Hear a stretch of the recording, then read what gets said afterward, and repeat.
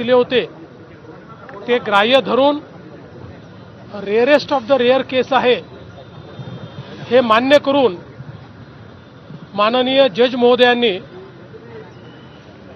दोषीला शिक्षा त्या ठिकाणी देण्याचा निर्णय घेतलेला आहे।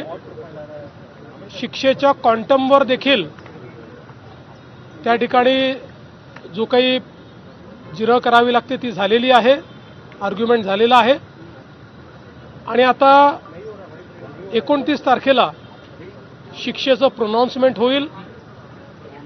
प्रॉसिक्युशनच्या वतीने प्रूव्ड बियॉन्ड डाऊट अशा पद्धतीनं केस प्रूव्ह झालेली असल्यामुळे त्या नराधमाला मृत्यूदंडाचीच शिक्षा द्यावी अशी मागणी करण्यात आलेली आहे।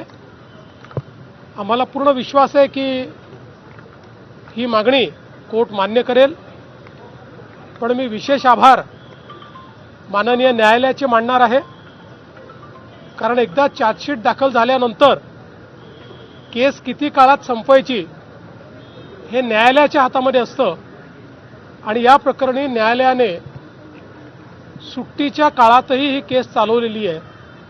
त्यामुळे घटनेचं गांभीर्य समजून घेऊन न्यायालयाने अतिशय वेगाने, कदाचित सर्वात रेकॉर्ड स्पीडने ही केस चाललेली आहे।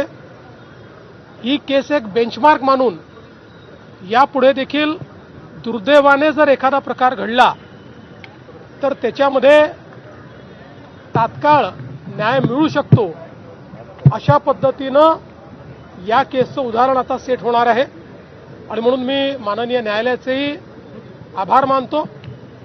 आता एकदा न्यायालयाने शिक्षेचा क्वांटम ठरवला की या संदर्भात मग सविस्तर अशा पद्धतीनं प्रतिक्रिया देता येईल। सर, लोहगडावरचं जे प्रकरण पाहिलं की मुलीनं होणाऱ्या नवऱ्याचं जे आहे ढकलून खून केला, समाजामध्ये अशा ज्या घटना वाढत आहेत, लग्नाला विरोध होत आहे किंवा प्रेम प्रकरणं जे आहेत, काय नक्की आवाहन असणार आहे राज्याचे गृहमंत्री म्हणून? अशा घटना सातत्याने होतात। ही अतिशय धक्कादायक अशा प्रकारची घटना आहे, अनाकलनीय अशा प्रकारची घटना आहे।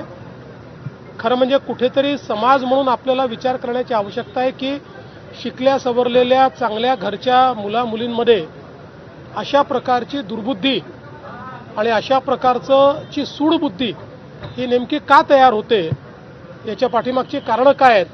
मला असं वाटतं की याला केवळ गुन्हेगारीचा अँगल नाही तर एक सामाजिक अँगल देखील आपल्याला त्याच्यामध्ये बघावा लागेल आणि समाजाची पण एक स्ट्रॉंग व्यवस्था उभी करावी लागेल की अशा पद्धतीची सूडबुद्धी या इतक्या तरुण वयातल्या मुलींमध्ये मुलांमध्ये तयार होऊ नये। पण एकूणच ही घटना अत्यंत धक्कादायक आहे। सर, संजय दिना पाटील तर मुख्यमंत्री बोलत होते। नसरापूरच्या घटनेविषयी मुख्यमंत्र्यांनी भाष्य केलेलं आहे आणि कोर्टाने ज्या विक्रमी वेळेमध्ये या प्रकरणामधली सुनावणी पार पाडली या सगळ्या संदर्भात त्यांनी कोर्टाचे आभारही मानलेत। सोबतच त्या आरोपीला फाशीची शिक्षा लवकरात लवकर कोर्ट सुनवेल अशा पद्धतीचा आशावादही मुख्यमंत्र्यांनी व्यक्त केला। दुसरीकडे लोहगडावरून ढकलून ज्याची हत्या करण्यात आली, ज्याचा खून करण्यात आला अशा केतन अग्रवालच्या मृत्यूच्या प्रकरणी देखील मुख्यमंत्र्यांनी सध्या भाष्य केलेलं आहे।